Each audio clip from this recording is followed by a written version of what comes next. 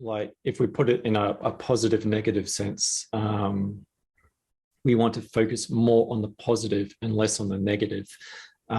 We don't want to address the negative because that's negative. The word itself means bad things in a way in our mind, how we've sort of associated that to our Western culture sort of thing.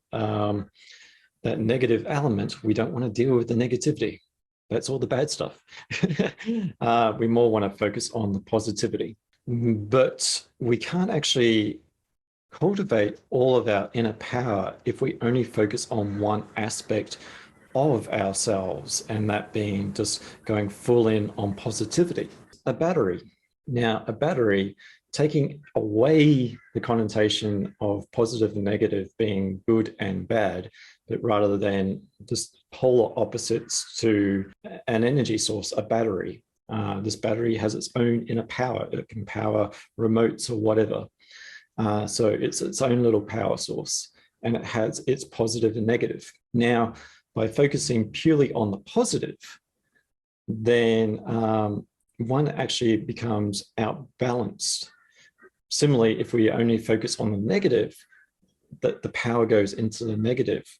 The power of the battery is the balance between the positive and the negative. That polarity is actually what makes the power of the battery. So focusing too much on one end of the scale actually limits or inhibits your power. And another metaphor to look at it is, say if you're underwater, you're quite capable of breathing underwater, but you have to get to a destination. And the only way you can get to the destination is to walk along the bottom of the pool or ocean, whatever it is for you, to get to your destination. But tied to your leg, anchored to your leg, is a dead weight. And this could be seen as the negative experiences that we've had that are weighing us down. So to actually power forward, it's like short bursts of energy. It's like we can only get so far for so long. We might be making progress, but if we address the dead weight, this stuff that is holding us back, then we can actually power forward. We've got more momentum to actually move forward. We've cultivated that inner power. We've let go of stuff that no longer serves us, and we can then move forward. But by denying or repressing or saying that these things don't affect us, is once again, you're going to drain your own energy or be not at your full capacity to actually handle situations, to handle people, to handle environments, to handle day-to-day life, because we are only at probably 50% charge, for example, because we're only wanting to address 50% of the battery. It also, once again, the positive and the negative, we get focused on, like, this is positive and this is negative. So these are two ends of the battery sort of thing. They never interlink, but joining them together is the battery itself. So it does take the positive and the negative, these opposites, to actually form something in our body, to form ourselves. Like, for example, even with breath work sort of thing, like, you can't have an in-breath without an out-breath. You can't have an out-breath without an in-breath. The body knows these opposites. You can't have sleep without awake. You can't have happy moments without sad moments. It takes these opposites to actually have the full human experience, the full human power to actually navigate life. So with cultivating, it's looking honestly at the aspect within ourselves that is actually holding us back. What is that weight within ourselves that is holding us back? What is weighing on our mind even that is actually holding us back from achieving our full power?